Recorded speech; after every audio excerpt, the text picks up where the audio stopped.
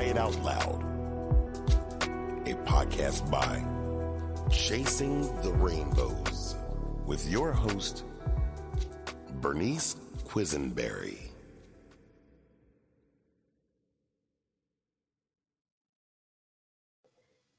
This week's podcast episode is called Taking Control, and it's with Bre and Bee. Hey, Bre, thanks for joining me on Hey, video. of It's good to course. see you. You too. Yes. So we are here today because we're going to be discussing and, putting ourselves out there about, what it was like after the traumas of losing our babies and then having to return to everyday life and how we wanted to then, take control of different aspects of our life and things that I never noticed or thought that I would need to control or felt like I needed to have control over to basically give myself that peace of mind or, to basically make sense of something that didn't make sense, during the traumatic events of everything with losing Brooke, right? Well, And we you had losing just yours. went through, because we just went through trauma, and it was Yeah, completely out of our control. Like every aspect of it was out of our control. So 100%. suddenly we find ourselves wanting to grab on to any type of control that we can possibly find, to give ourselves some kind of stability and not feel like we're spiraling. It is. It's that stability and grounding almost, like taking reins Yeah. and anything that we can, like you said, because we were so just that whirlwind, like it was a You're tornado. spinning. Yeah. Yeah, literally spinning out and, finally just getting some grounding. I guess Yep. that really is the best way to say it. And you're so Yeah. right. And I think the number one thing for me that I really started to realize was when I didn't have everybody in Hmm. my family, my son and my husband in the house Yes. with me, and our dogs. And if somebody was out of the house, I felt like something bad was going to happen. 100%. Yeah, for that's just happened to me. So okay, Yeah. I'm 8 years out from Emma and 10 years out from Landon. And I went away this weekend out of town. Right. I left my oldest went on a youth retreat with the church, and my husband and youngest stayed home. So we were all in 3 locations. Oh, girl. For 4 days I was away. I had to I just had constant anxiety. It just weighed on me. And it's like I want all my ducks home where I can visually Yep. see them. And Yep. when I got home and everyone, like I was tracking them on an app to see where they are and make sure they get where they're going. Like even if my husband and daughter were just going down the street to a restaurant, like I was tracking because I was obsessing over the fact that I had no control because they're out of my sight and I can't control what's happening. And I remember getting home Sunday night and we were all in the same room and I finally felt like I breathed for the first time. Like I just went and I Yes. really I was like, thank you. Like we're all here and we're safe. But Yes. I think it all stems from, the trauma of my losses and just not having any control over that situation. And so whenever I'm faced with another situation that I have zero control over, it's like it sparks the trauma all over again. Oh, 100%. I agree with you. And then like you said, because you are in so many different locations and Yeah. not that like we want to go to worst case scenario, but from our trauma, from our grief, we already like as a parent went through one of the worst nightmares that a parent can go through. We don't Yeah. want to have to relive that again or see, us lose another one of our children. And Right. realistically, like I think if we're all together, at least like if something happens, we're all together then. But if Yeah. we're not and we're all in different areas and you're hours away, it's also saying too, because you're out of your comfort zone, you're out of your Yeah. house, which is our Right. comfort safe space or should be, and then also away from, for me, being away from my husband because he really Mm. was my comfort during that Yeah. time because I felt like him and I were, even if we had, some issues after losing Brooke and things like that, but we were connected because we were the ones that knew Brooke and, Yes. we're her parents. And, you know, I felt like I never really had to explain myself with him when I was grieving. Like, he Right. just knew what I was going through, and he could, even if he didn't, or he wasn't grieving the same way, he at least like understood where I was at. And being 100%. away from him and having that, or having him be able to explain to people like, this is why she's upset. This is why she needed to step Yes. away.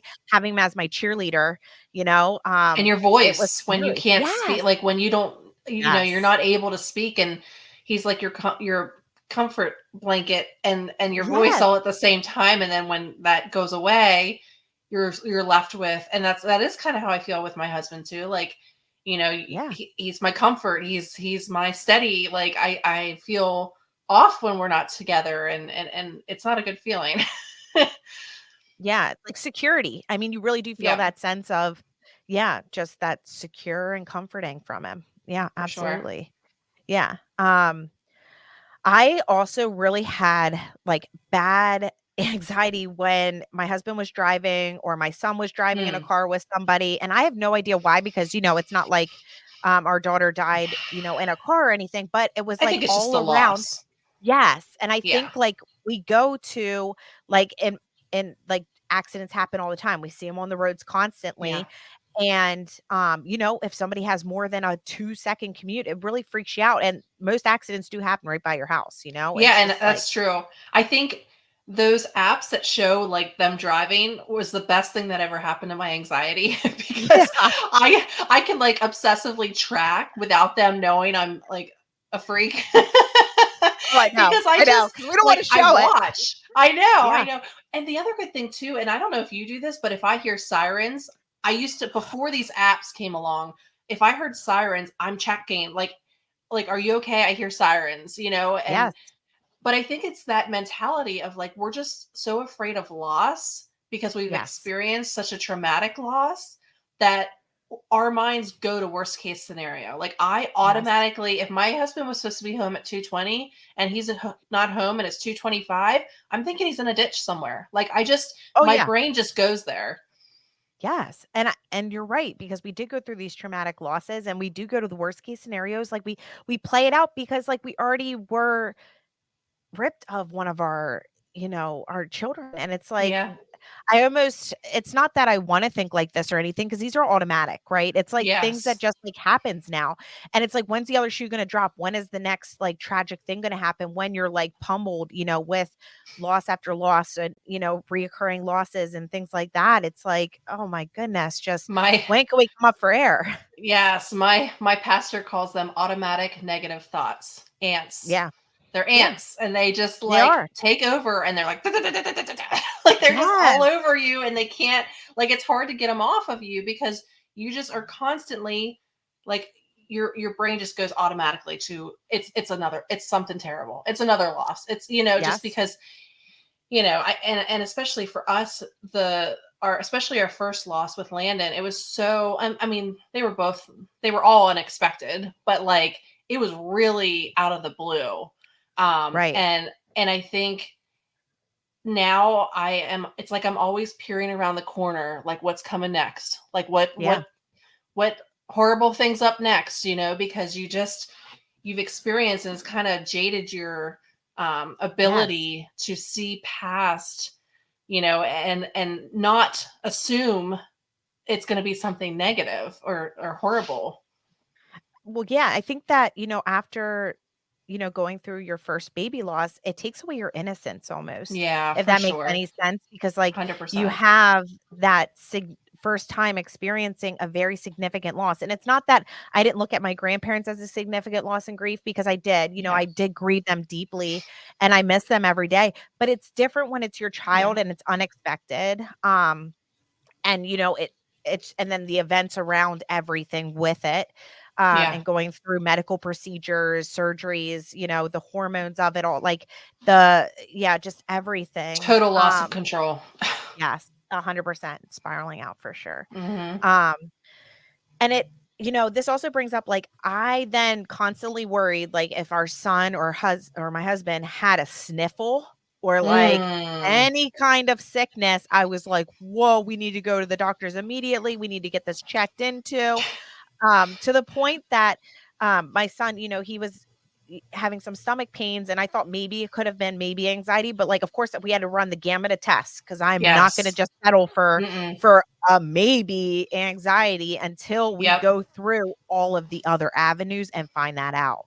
Yep, I totally agree. And we same so like my daughter, I remember she had headaches and like my mind automatically ants went to it's a brain Yeah, tumor. It's got to yeah. be a brain tumor. Oh, Like what I'd be else would there. it be? It's a brain tumor. Exactly. Well, but I gotta say, Yeah. like, I mean, it definitely. So my husband struggles with this too. With I think coming from the losses, and he tends to go that track as well, which is Yep. not a good Me too. combination for the two of No, us. it's not. But We honestly, fuel it each other, but yes. yes, it's terrible.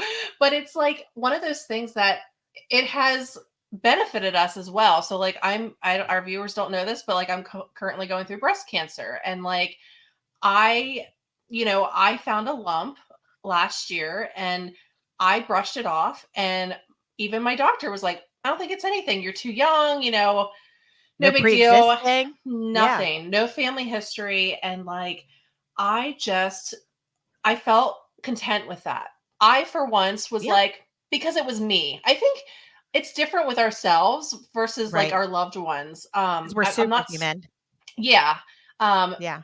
but my husband, with these tendencies, and this is where it benefited us because I was going to cancel my mammogram. I just didn't think it was anything. I was content with what, everyone had to say about it. And he was like, I don't know. Nope, I don't feel good about it. You need to go. And I was like, okay. So I did it for him. Lo and behold, breast cancer. So, it's like, I think there's benefit to um, having those tendencies to want to control situations and like get the answers for things. There's a healthy balance because Yeah. sometimes it can be you can go too extreme with it, Right. but there are tendencies and times like with my situation and my breast cancer journey that it actually saved my life, that my Right. husband felt, you know he was so scared of losing me that he pushed for me to get this done and get this test done, and I did it and it saved my life. Well, absolutely. And I think it goes back to, and we had this last week in our episode, educate to advocate. And Yeah. it goes back to, doing whatever gives you the peace of mind, right? Like making sure that Mhm. you are getting the test done because, like you said, you thought that your daughter had a brain tumor. Like I was like, oh my Yeah. goodness, Bryson has, our son has stomach cancer. And like you Right. go down those rabbit holes. And I don't want to be that person that ignored the signs and then it does turn out to be something terminal or, Yeah. to that point. So like all I can do is just advocate for him or get him some further testing, which then gives us Yeah. all peace of mind. And Yeah. if that's what it comes down to, okay, and we spent money on that, yeah, but like it's better than me living in this constant worry that there's something more Sure. going on and I'm not looking into it. Yeah. And you're so right, Bree. And I think there is that healthy balance because Mm. like Don't don't want want to to be a be hypochondriac blindsided, either. but yes, Yes. yes, Yeah. Yeah. because it It's can also definitely take you finding the there. balance. Yeah. Cause it Yeah, can go to, you don't want to be so lackadaisical that you're like, whatever, my stomach hurts. yeah, My head hurts. No big deal. I found a lump in my breast. That's fine. No big deal. right, But then there's right, the other extreme of like, oh my gosh, I'm going to die tomorrow. Oh my gosh, it's cancer, like yes, automatically assuming the worst case scenario. And I truly feel like that a lot of that stems from trauma yeah. and the traumatic events that we've experienced, and just the tendencies that we have now to go to other extremes, all stem from that. Absolutely. And I mean, I remember too, like also needing to get other opinions. Like I wasn't Yeah. okay with just the one opinion that we got about our son. Like we went and got multiple opinions. Now it was also because like, in that trauma, like you lose trust, or at least I did. I lost trust in everyone and 100%. everything because I questioned everything then moving forward. Yes. And so for our own like sanity and peace of mind, I needed Yeah. to hear it from multiple people 100%. in this profession and also get it from specialists to be able to hear that as well. And, I think, our son needed to hear that too. All of us did, that were Yeah. involved in family because of what we just dealt with and went through, you know? Yeah.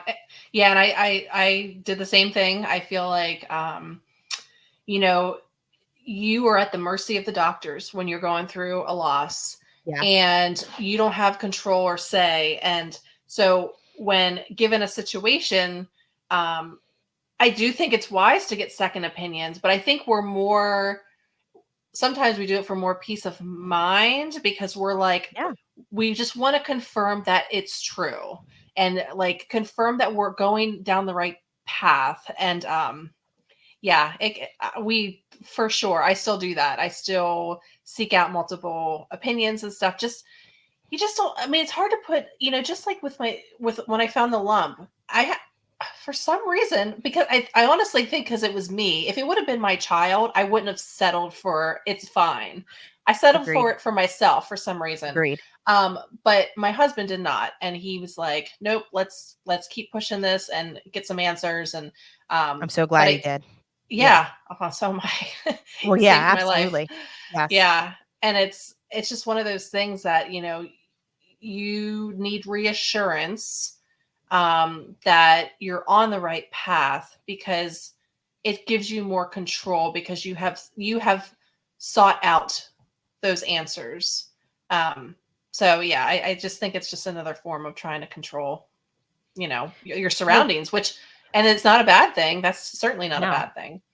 No, and I think sometimes, doctors can miss things. They're not a higher Yeah, power. They're not, they're they're human. not God. They're human. Yeah, and humor Yeah. error happens. And Yes. so, as long as like whatever you need, to give you that peace of mind of reassurance, and like you said, and having those answers, and I think that it never hurts to, in my opinion, I'm like, I'd rather educate myself and hear Yes. what others have to say.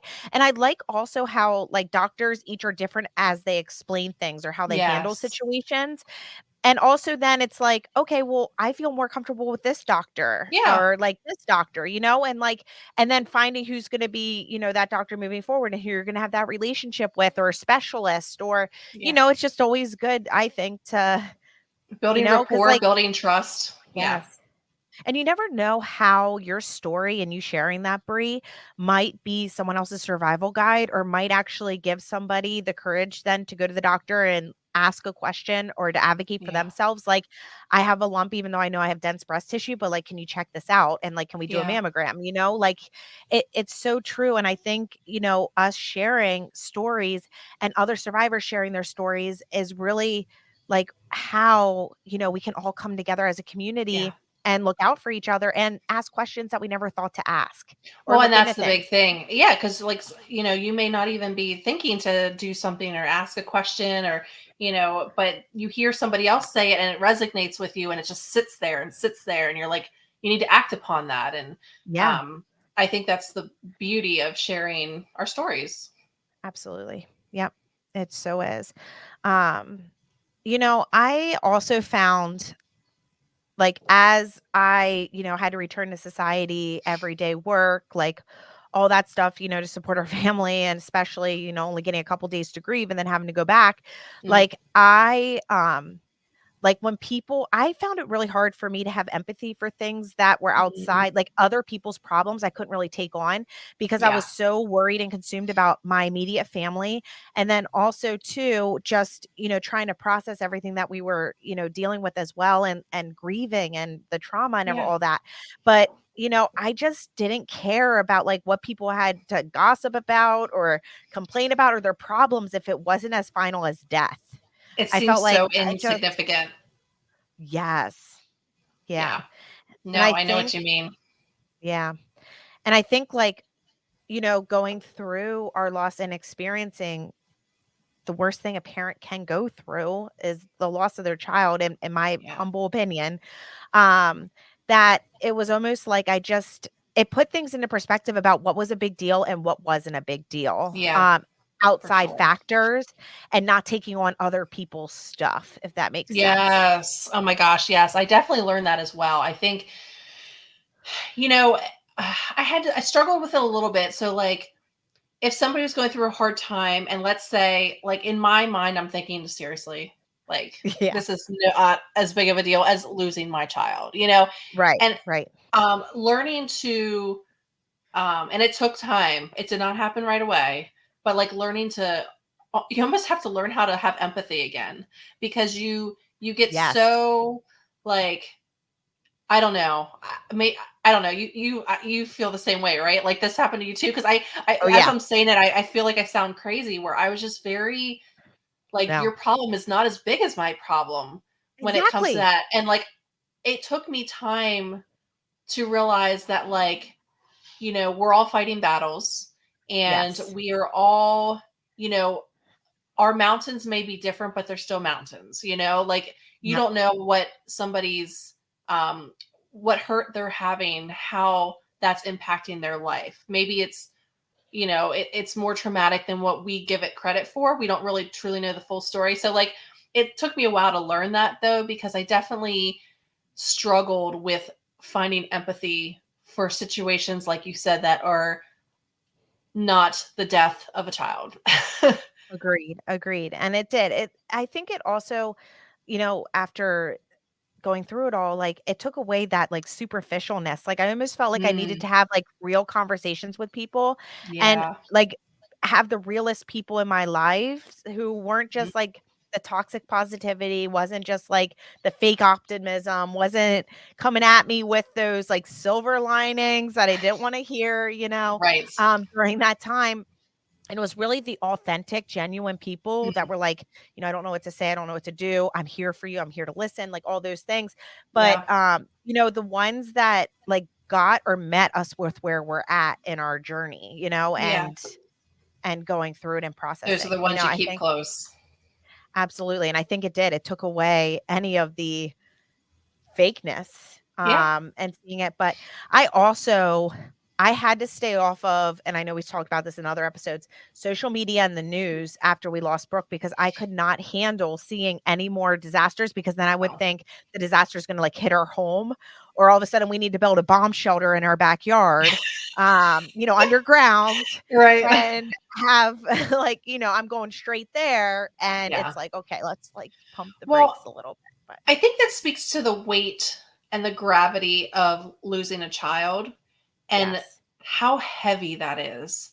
And Yes. to add additional heaviness Yes. is going to run you to the ground. Like, you put weight on your shoulders, you can only carry so much until you fall down. And like, you know, having just going through the loss of a child, it, you know, it's so you're barely keeping yourself upright. And then Right. to have world problems and like all this other stuff coming in, it's unnecessary. It doesn't need to happen. It doesn't, while you're in the, especially those early stages, until that you can like get your shoulders up and like really hold that weight firm. Like, there's no reason to add excess weight onto your shoulders. Well, you're so right. And, because then you're taking on, and like we said, like that's why I couldn't really hear other people's, things because of that lack of empathy. But it was also self preservation because I just could not Yes. take on anybody else's problems. I just Yes. didn't have the bandwidth. And because before losing Brooke, before all this, like if I took on someone's problems, I took it on full force. And like Same. I like went into it and I was like, let's Yep. fix this. Like I'm a It became fixer, your problem. Yes, and Yeah. I think for myself, I was trying to, at this point, learn how to survive, Yep. and especially in those, like, early days, but then also it was trying to learn, "Okay, how do I live a life that I still can love and enjoy Mm, while I'm grieving the loss of a lifetime for my baby?" Like, how can I do both of these and they coexist? yeah. And it's really trying to figure that out, and then also then reintroducing that there's other things in the world that's going on around me Yeah. because we're so focused on this, like, it's hard to take on any outside, you Yeah. know as the world keeps moving, I didn't wanna hear anything that the world was doing, you know? Yeah.